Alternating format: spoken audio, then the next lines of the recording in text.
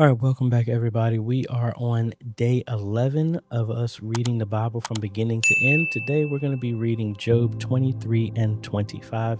Link is down below if you want to see the full list of everything that we're reading. And we are reading from the New Living Translation. So let's just jump right into it. Then Job spoke again. My complaint today is still a bitter one, and I try hard not to groan aloud. If all I knew were to find God, I would go to his court. I would lay out my case and present my arguments. Then I would listen to his reply and understand what he says to me. Would he use his great power to argue with me? No, he would give me a fair hearing. Honest people can reason with him, so I would be forever acquitted by my judge. I go east, but he is not there. I go west, but I cannot find him. I do not see him in the north, for he is hidden. I look to the south, but he is concealed. But he knows where I am going, and when he tests me, I will come out as pure gold.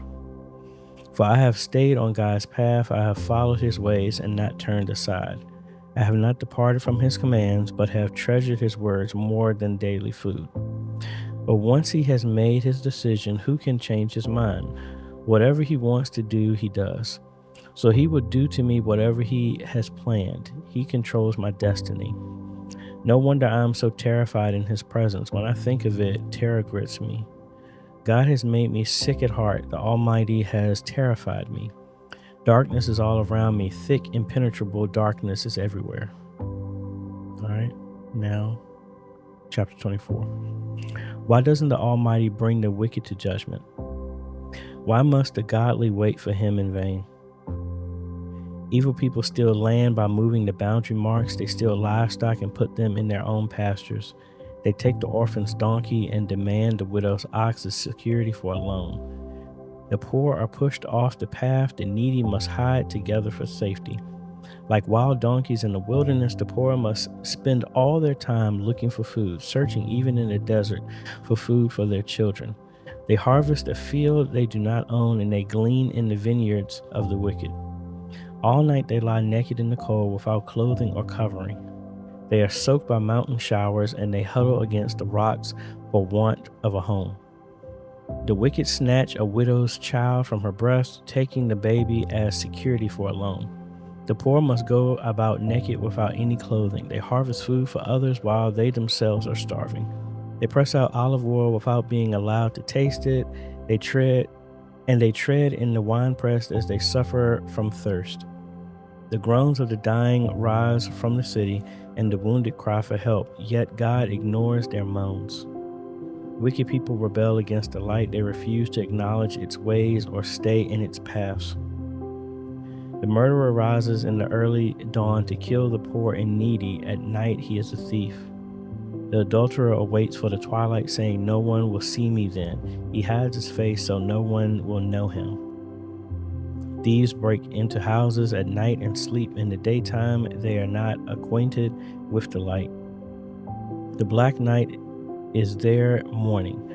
They ally themselves with the terrors of the darkness, but they disappear like foam down a river. Everything they own is cursed, and they are afraid to enter their own vineyards. The grave consumes sinners just as drought and heat consume snow.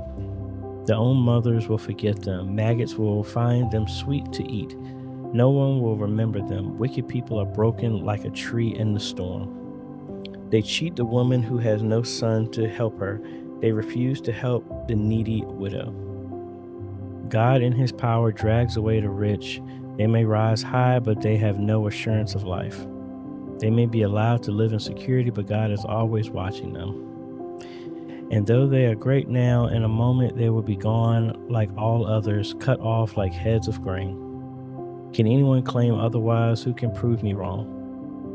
And the last reading for today, chapter 25, which is pretty short. Then Bildad the Shuhite replied, God is powerful and dreadful. He enforces peace in the heavens.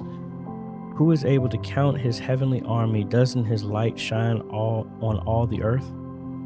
How can a mortal be innocent before God? Can anyone born of a woman be pure? God is more glorious than the moon. He shines brighter than the stars.